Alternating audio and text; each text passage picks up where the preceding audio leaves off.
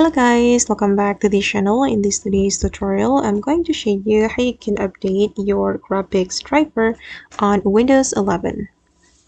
Okay, let's get into it guys. Here I have opened my computer with Windows 11, and if we want to update our driver, we need to go to the device manager.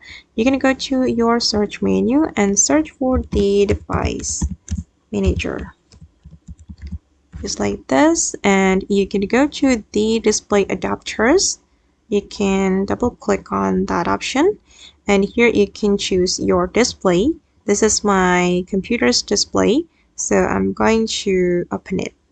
We can double click on it and go to the driver, and here you'll be able to update your driver by clicking on this option. Okay, and here you can choose how you want to search for drivers.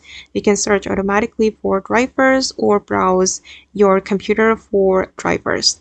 And I'm just going to select this one.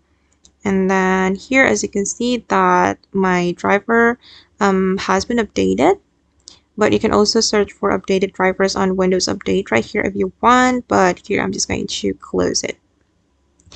Okay guys, and that's all the way to update graphics driver on Windows 11. I hope this tutorial will be useful for you.